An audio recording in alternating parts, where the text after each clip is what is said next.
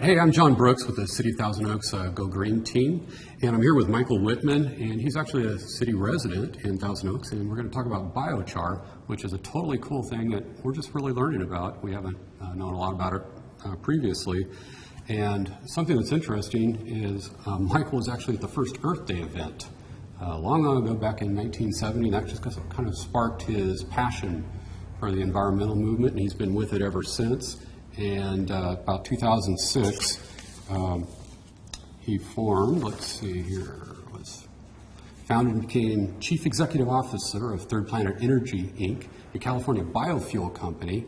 And while continuing to expand and facilitate biofuel and alternative energy interest, he launched Blue Sky Enterprise, an alternative energy consultation and supply company that got into biochar, and he's also formed a nonprofit here in biochar. It's Southern California Biochar Initiative, and so he's going to talk to us a little bit today about the benefits of biochar, what biochar is, and why you might be interested in it as even a residential user.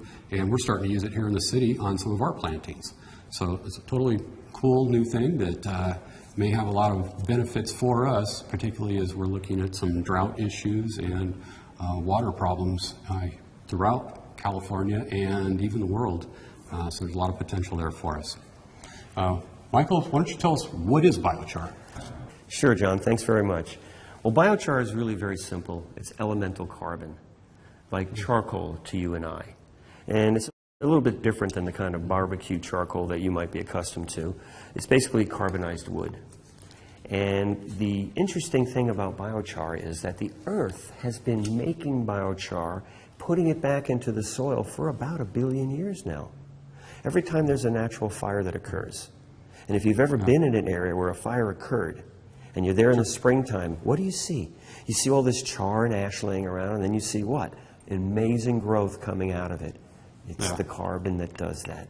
We just had a big fire here, so we're starting to see the growth. Yeah, I've seen it. There's a big fire zone that I went to recently, and I saw that it was really starting to come out of there. That's basically what the earth has been doing naturally.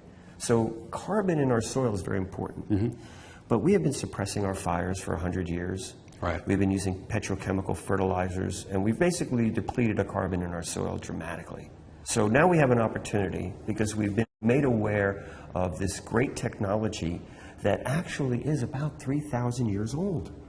The ancient Amazonian Indians in the rainforest of Brazil accidentally discovered carbon, or biochar as we know it today, and started experimenting with it. And over a 2,500-year period, they enriched a region of the rainforest that is the richest soil in the world still to this day. Wow. Now, if you know anything about rainforest soil, it's actually some of the worst soil in the world. It's very depleted. You have a few inches of fertile soil at the top, and then everything down below is pretty much dead. Because it's all been taken up by all the plant life above? Well, mostly because it's been washed away by all the intense rain that they have. So all the nutrients keep washing away. So all the growth in the rainforest is in a very shallow zone. Now, in the region that they affected, you can dig 8 to 10 feet down and see this beautiful, rich, dark soil with great organic matter and great biota. And if you step right outside of that region and dig that same 10-foot trench, it's 6 inches of good soil and 10 feet of dead. Okay. So there's an opportunity to learn from this culture.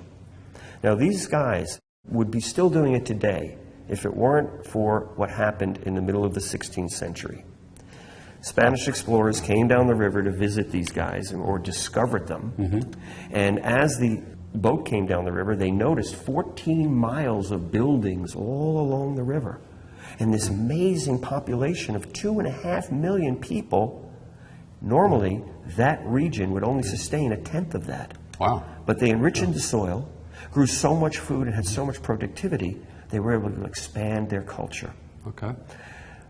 When the Spanish explorers left with charts and journals and maps of this incredible discovery, they thought they were going to be heroes when they went back to Spain. Yeah. That didn't happen. Nobody believed them. It took Spain 60 years to finally send more explorers back with those same charts and journals and maps. And when the next explorer got there, you know what he found? Nothing. Really? Everyone died of smallpox, influenza, measles, and syphilis in a 50-year period. And over that next 10-year period, the jungle grew over everything and basically made it disappear. It took 400 years for it to be rediscovered by scientists from Cornell about 100 years ago. They didn't know what they found. They just knew it was different. And then as archaeologists and anthropologists got involved, they discovered that humans purposefully did this. This was done on purpose. Okay. They found pottery shards, bones, all kinds of things in there, and they realized that they had done this purposefully and that it succeeded. They had proven it. Well, here we are in modern times, and we have a lot of great technologies that we're always, being bombarded with, and few people really know about biochar, though the research that's going on with biochar is vast. It's going on in universities all over the world, in institutions of every sort. Biochar is finally being adopted quite a bit. And if you try to Google biochar, if you do, you won't be able to read a tenth of it in your lifetime. There's that much information. How come nobody knows about it? I mean, until recently, I'd never heard of biochar. It's just a matter of getting it out there, really. We're already, the ancient Indians, everything they did in their lives was right here in front of them. They didn't have distractions like we have. We have so much going on, so it's likely that we won't hear about everything. But back then, everything they did was right there. They experienced it. So a minor change in the soil from the adding of this biochar or this carbon to the soil, they were aware of. They noticed it. They were very acutely aware of it. So to answer the question is, there's just so many things in our world that we are not aware of that are wonderful. Biochar is one of the most important, though, and it is coming to the forefront. Okay. Part of the question would be, they were using it then, and it was lost, or some people have been using it? Well, they were using it, and then their culture died, and nobody else picked it up. Okay, so it's just recently that it's kind of been rediscovered. About 100 years ago. Now, what's interesting, though, is in real fact, they weren't the only culture that used carbon in soil. They just did it on the most massive scale over such a long period of time and proved its usefulness and its efficacy, whereas other cultures didn't expand it out that much. The Chinese, the Japanese, cultures all over the world have used it. We've also found out in the last few years about this gentleman named Eustace. In the 19th century, he is the father of modern fertilizers. And he discovered carbon, and he researched it. So we are now finding all his information that he's put out. So we're actually finding out that it's not just this one culture that did it. It really was expanded throughout different cultures at different times in the cycle of humanity. Okay.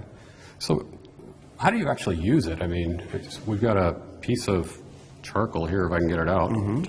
This is a piece of biochar. So, well, let's talk about this little piece here, because this piece of biochar, or charcoal, weighs 1/3 what the original piece of wood weighed. It's very light. This is just the skeleton of the wood.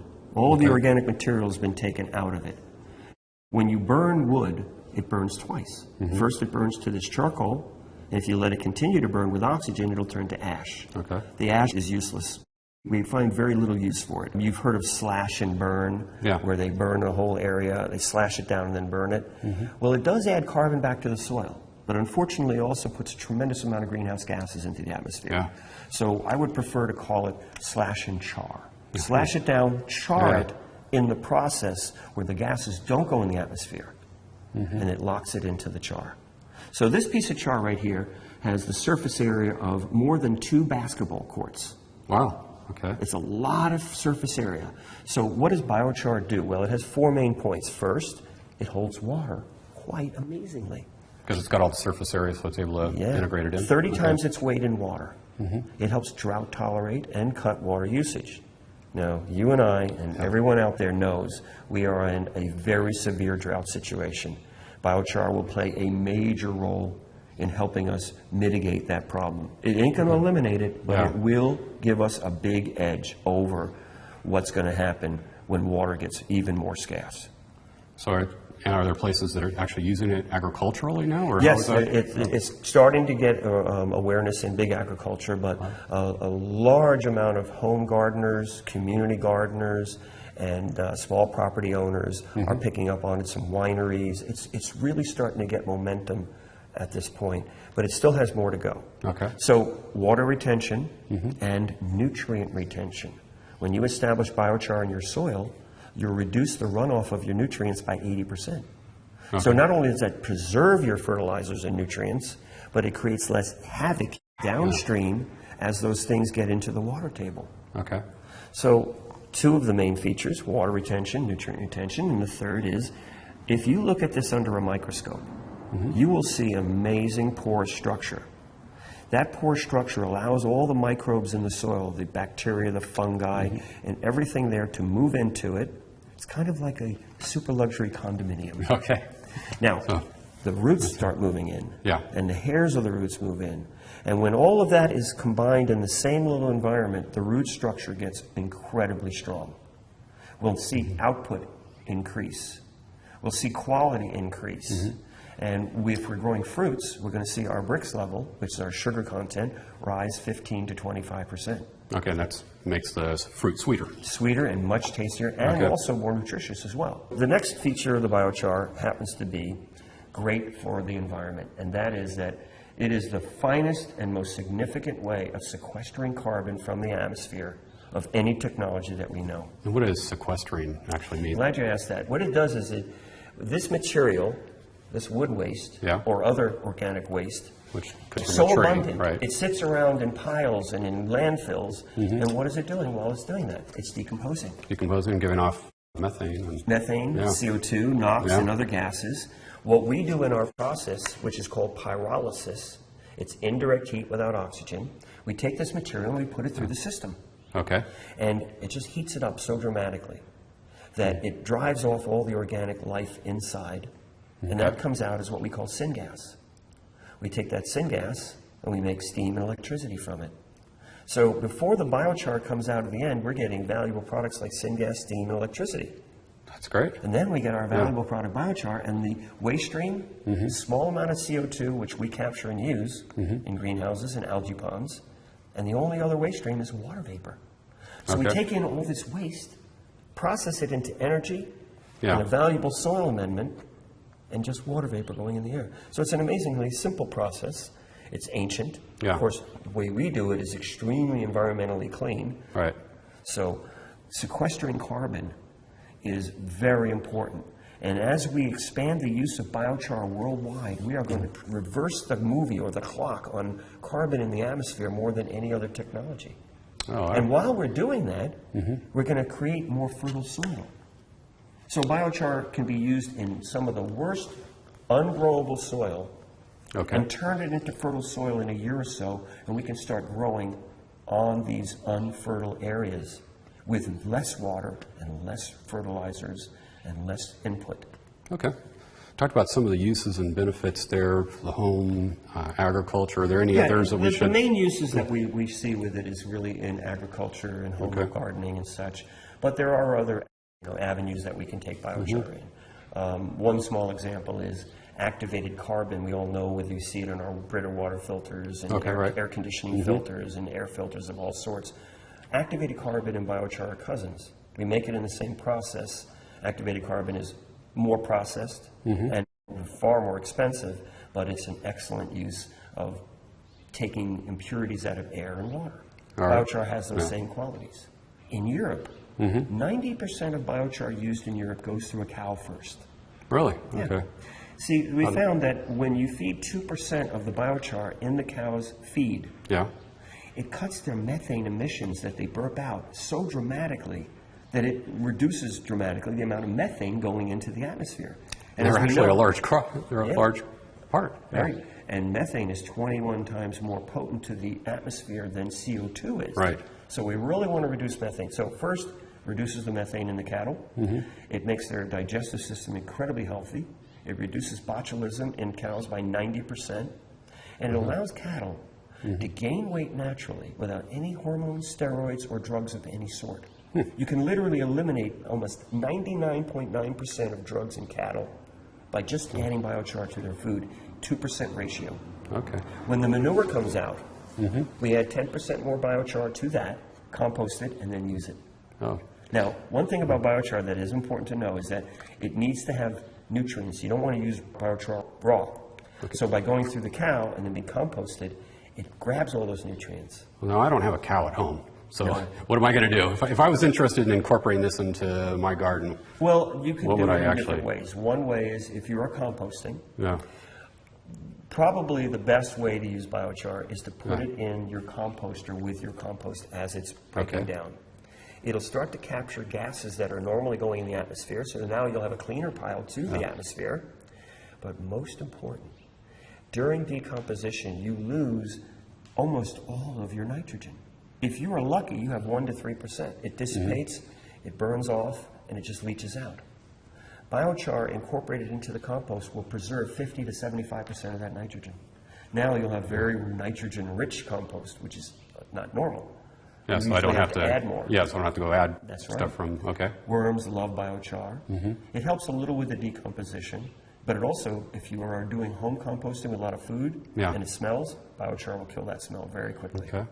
Now you said if I do composting, so is there a way to do it if I'm not a composter at home, so I want to incorporate it? To inoculate, well, let's talk about that for a minute, because biochar is like a bank account with no money in it. Before we take this bank account without any money in it and put it in there, we have to add money, which is the nutrients.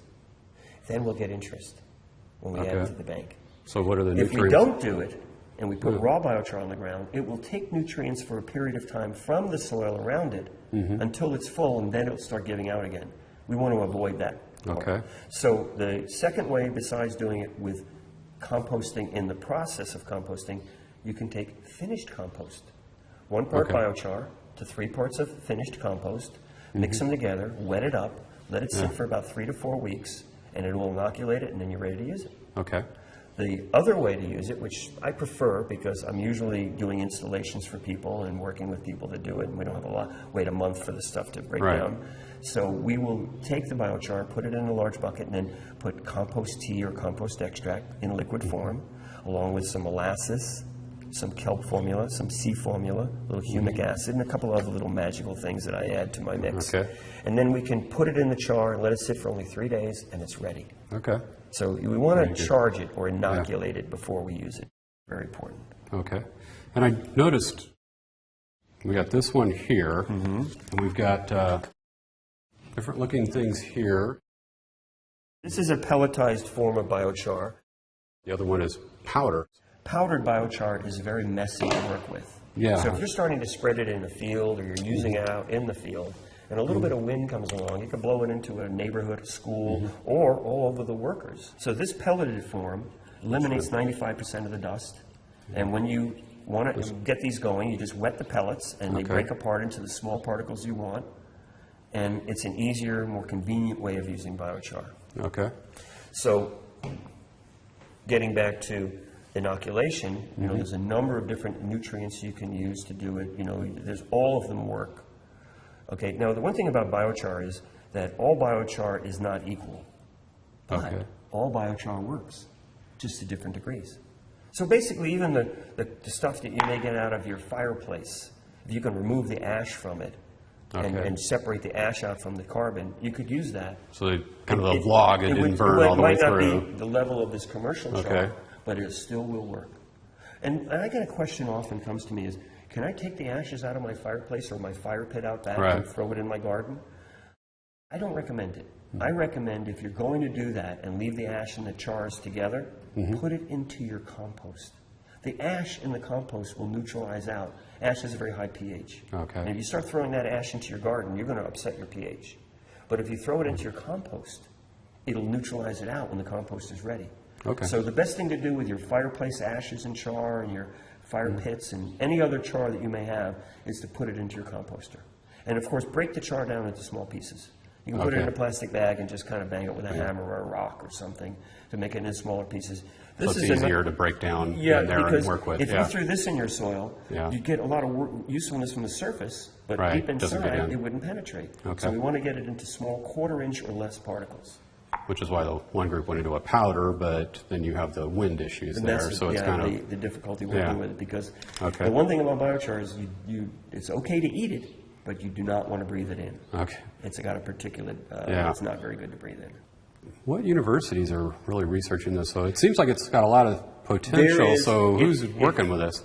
Like I said, if you were to Google this, you'll probably find the International Biochar Initiative, which was founded by Dr. Johannes Lehmann from Cornell University. And by the way, it was Cornell 100 years ago that discovered the terra preta in the rainforest. And in the last 30 years, Cornell University has been the leading force. But now, there are hundreds and hundreds and hundreds of universities around the world, everywhere. China has a huge biochar program.